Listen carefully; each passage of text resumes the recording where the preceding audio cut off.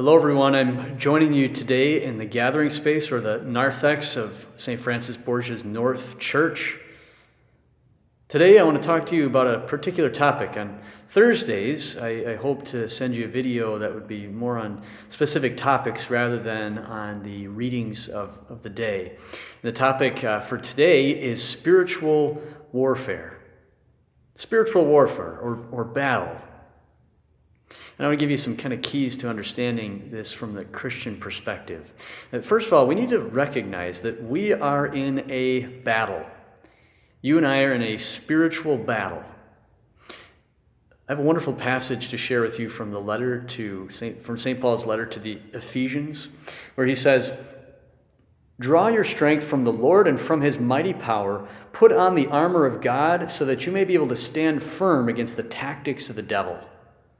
For our struggle is not with flesh and blood, but with the principalities, with the powers, with the rulers of this present darkness, with the evil spirits in the heavens." And he goes on to talk about our role in fighting this battle and in protecting ourselves with the power of God. Really a powerful passage. So we need to recognize, first of all, that we are in a battle, a spiritual battle, spiritual warfare, where we're struggling not just against the difficulties of everyday life, but truly against evil, against the devil, and against all the evil that comes our way, that we are in a spiritual battle. The second thing we need to remember, though, is that we are on the winning side. By virtue of our baptism, we are on the winning side of the battle. We have strength through the Lord.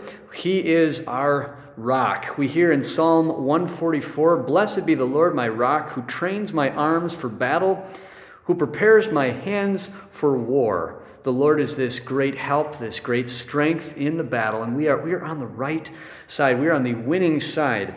We also hear St. Paul in his letter to the Romans say, "If God is for us, who can be against us? He who did not spare his own son, but handed him over for us all, how will he not also give us everything else along with him?" We are in a spiritual battle, but we're also on the winning side. God, who is infinite, who is all-powerful, is our leader, and he has given us Christ to conquer sin and death for us. And so this should give us great confidence that we have strength in facing temptation. We have faith when the troubles of life kind of weigh down upon us. And so to draw your strength from the Lord and from his mighty power, we hear in the scriptures. Draw your strength from the Lord. We're in a spiritual battle, first of all. Second of all, we are on the winning side.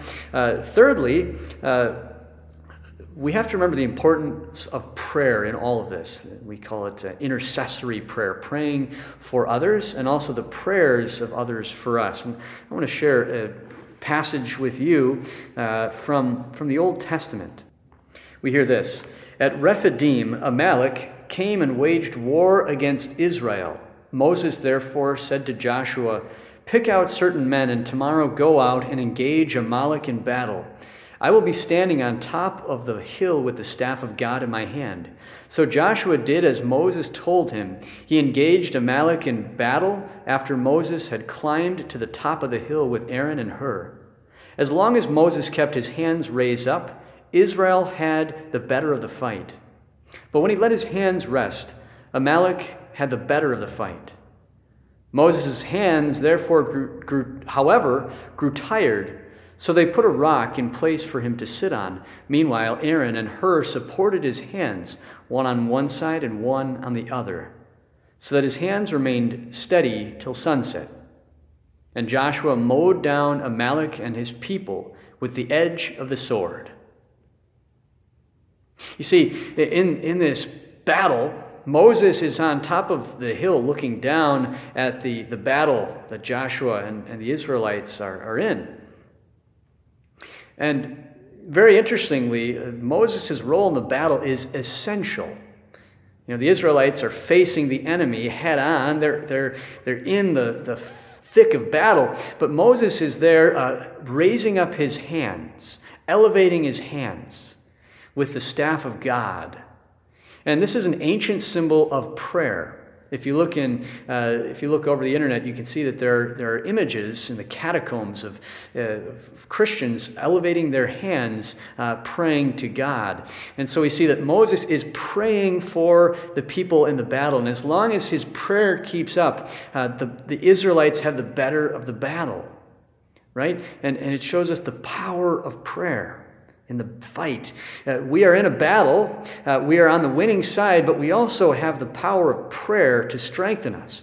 There are many men and women who are in convents and monasteries right now who are praying for us.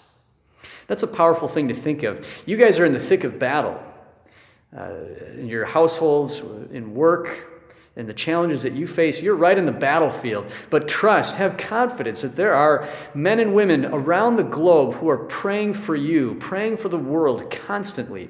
And also, even though we don't have public masses offered right now, know that priests throughout the Archdiocese and throughout the world continue to offer Mass so that spiritual power can go out and strengthen all of you.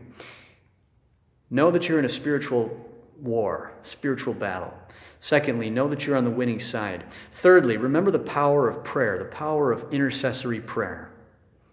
I hope that all of you have a blessed day and that you remember this great power of Christ with us always.